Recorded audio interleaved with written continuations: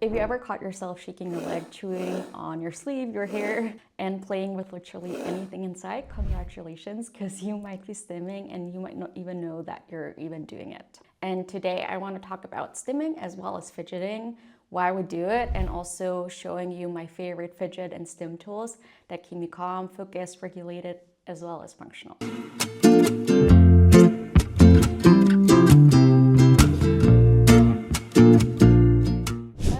I'm Dr. Yanina, cognitive psychologist and ADHD coach, and on this channel I help you to understand your ADHD brain better and share strategies to make life easier and less overwhelming. And today we're going to talk all about ADHD and stimming.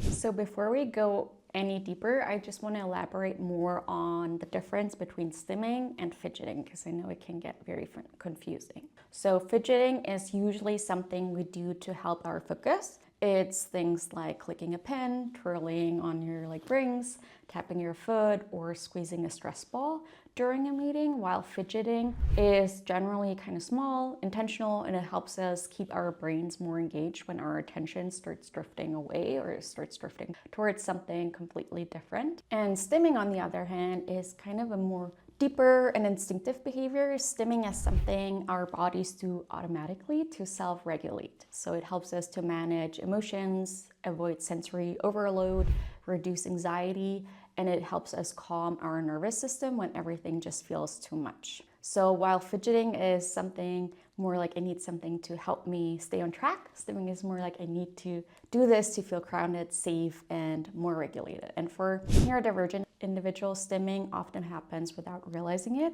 and it can be way more frequent and intense than the typical fidgeting you might see in neurotypicals. And while everyone can stim as well as fidget, in the neurodiverse community, we tend to stim and fidget more because of, firstly, the fidgeting, because it's so hard for us to regulate our attention, and then stimming because oftentimes we feel very dysregulated.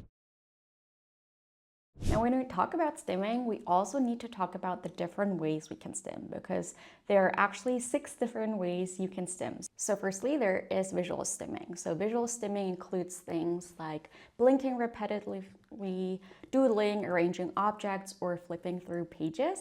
And this kind of stimming usually helps with boredom or kind of staying more engaged, or if you're kind of being sensory overloaded and you need like a different visual stim that is more calming, more regulating. Then there is also verbal stimming, and verbal stimming is something like humming, repeating certain words, clicking your tongue, or whistling, singing the same song over and over again. And a lot of us do this to manage our anxiousness or stay focused when our brain starts drifting, or again, when we're just feeling dysregulated. Then there is also auditory stimming, where you might find yourself listening to the same song on repeat and you just can't stop, or you're mimicking noises around you. Then there's also touch stimming or tactile stimming. This one is super common with us ADHDers, things like playing with your hair or grinding your teeth, biting the inside of your mouth, picking the skin, rubbing your fingers together, rubbing your fingers like on certain fabrics. All of these kinds could be tactile stimming. Then there's also olfactory or smell stimming. So that could be that you're like sniffing on comforting smells like perfumes, essential oils, or freshly washed clothing. And this can also be very, very grounding and calming. Then there is also movement-based stimming, so vestibular stimming, and this is usually presents in like rocking, pacing, tiptoeing, shaking your leg, spinning around, and basically anything that helps your body regulate through movement. And honestly, a lot of the stimming is subconscious. So if you're not sure whether you are doing one of these stims, you can also ask a friend or a family member, because they might actually notice that you're stimming. Now, when we talk about stimming, it is also super important to talk about like what are the benefits, but also are there any drawbacks? Because stimming, like we already talked about, can be amazing if you're feeling dysregulated, when you're feeling unsafe, to just calm your nervous system and make you feel more in a safe place. So in that scenario, it can just really soothe your nervous system. It can help you feel less stressed, and it can also help you improve your focus. So if your stimming isn't hurting you or bothering you in any way, or anyone else in your work meeting or in your classroom, then that is definitely a great way to stim. But sometimes stimming can also cause issues such as when you're picking your skin until it bleeds, or you're chewing your inner cheeks, or you're grinding your teeth. Those things can potentially become very painful and can be harmful to you. Other stims might also be disruptive in a classroom or in a work meeting setting, and that can also, of course, cause you to, for example, if you're in school, a lot of kids then go into detention or get kind of a penalty in a way, and that, of course, is also hurtful and damaging. Sometimes stimming can also be very time consuming, like you're spending hours visually stimming by rearranging objects or drawing, or by constantly having to listen to the same song over and over again, and you can't focus on anything else. Now, as you just heard, there could also be possible drawbacks to stimming, and it could potentially interfere with your life. You can identify your triggers by asking yourself, for example, was I bored? Was it overwhelmed? Was it too loud, too quiet, too bright? And once you know what sets you off, you can also adjust your environment to make things easier on yourself, your brain, your nervous system. Also, if the stimming is becoming very disruptive or harmful to you, you can also try things like scheduling in 10-minute breaks, using a timer to make sure that you're not overworking, that you are taking these breaks.